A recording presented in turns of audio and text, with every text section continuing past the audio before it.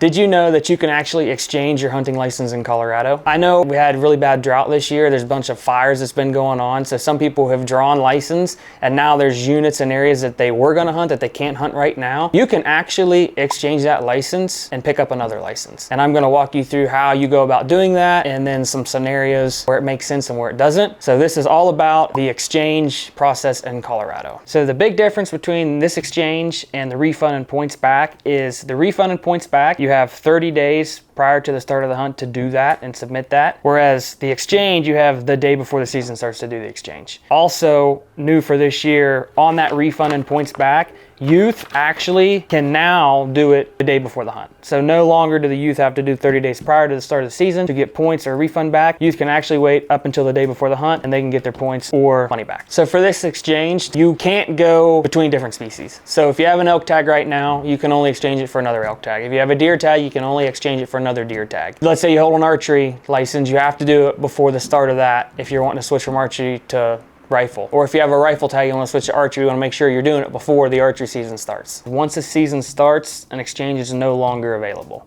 So, you know, if it's halfway through September, you know, and you're holding an archery tag already, you can't exchange it because it's already been active. To do an exchange, there'll be a form that you'll have to fill out. If you're going to mail it in, you have to fill that form out. And even if you go in person, you'll have to, you know, complete that in person as well. But it's the same form that you fill out to do your refund or get your points back. The only difference is you can do it, you know, up until the day before the start of your season. And it's a $5 processing fee. That's what it's going to cost. If you're going to mail it in, you're going to have to send a check in to the refund office, which the address is on this form.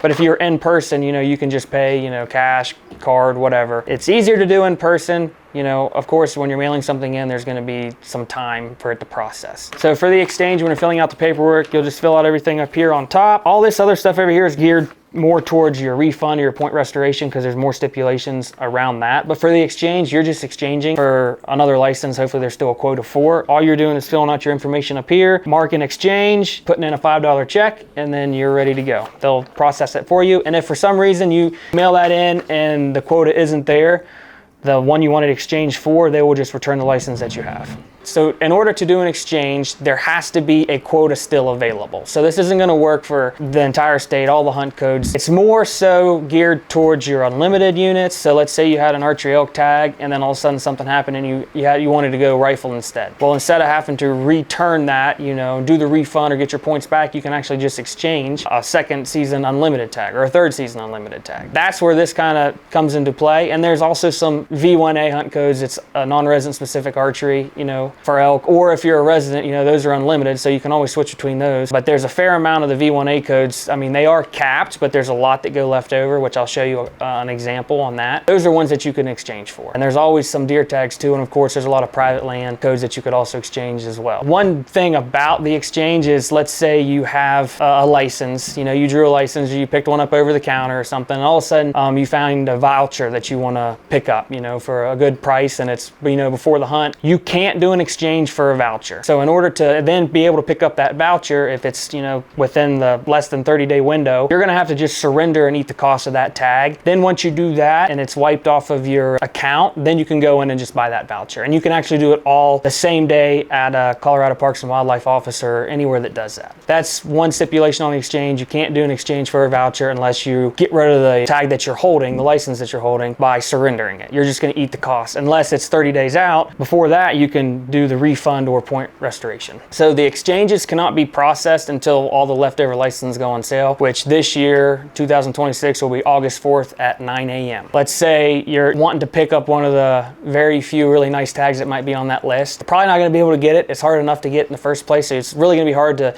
mail in and do an exchange for one of those, because when you do that and it processes that quota, you know, that license probably isn't going to be there by the time they get around to see it and check it. So if you're really wanting and you're coming down to the wire, the best thing is to go in person and do it. And even then, it's still a slim chance that you're going to get that one tag, unless you're trying to get an unlimited tag or an area that has like 200, 300 quota left. Then at that point, then it'd be really easy. So right here is actually all of the stipulations for doing exchange, which is found on their website, and we'll link that there as well. And now I'll go through a couple examples where maybe you could do an exchange. So So like, for instance, here is a Unit 18 V1A code. It's a non-resident archery elk.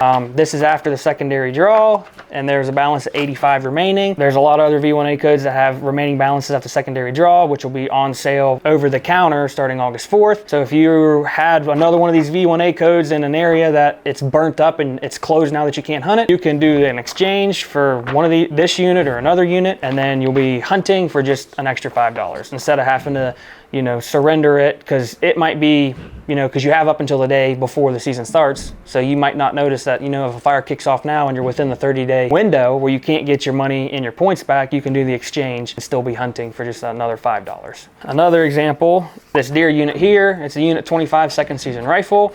You know, there was 248 of these licenses remaining. You know, this is, again, will be available to purchase over the counter come August 4th, but if you're holding a license already, you know, and you want to swap, you know, you could do the exchange for that hunt code right there and pick up that. So this year I'm actually going to do the exchange on my end because I drew a cow moose hunt that now I don't have the time to go do it because I drew another tag that I'll be out of state hunting somewhere else. So it makes the most sense for me to switch it to another season. And I can do that because this hunt code, it's a float. The float groups used to be around a lot more, but the only thing that really floats now is cow moose hunts. And what a float means is just a shared pool. So, you know, you got a quota of tags, and then it can go between any of the seasons. So you got archery, your muzzleloader, and your rifle. The first 6 people pooled, basically, randomly in the drawing, whatever hunt code they put down, they're gonna get that. It can go to any of them. So it's not so many tags allotted just to the archery, so many to the muzzleloader, so many to the rifle. It floats between those. I was the one that drew the archery, you know, 5 others drew the rifle. So I'm gonna switch from archery to rifle, and I'm gonna do that by doing the exchange process. The difference between that, this is a float group. This isn't a quota that's available on the leftover license, so it's something that not anyone can just switch to. But if you happen to draw a hunt, right now it's just the cow moose hunts that do it, but maybe in the future they change back to it. But if you drew a float, you can do the exchange and switch seasons. If anyone out there is watching and they drew a cow moose and maybe they wanted to change, you actually can do it because you drew a float group and you can switch between the seasons. You just have to do the exchange before season starts on your original license. Another thing on this moose hunt that I'm very excited for, only people that have drawn this quota, the float groups here, the only ones that can do the exchanges too. So it's not like someone else, you know, one of you out there can, you know that I'm gonna do this exchange and think that it's gonna be on some list that you can just jump in and grab it. You won't be able to. This is separate from, you know, you exchanging for another license that's unlimited or there's a quota left available. To do an exchange on a float group, only the people that have drawn those hunt codes are the ones able to do an exchange. So hopefully that clears up some stuff on the exchange.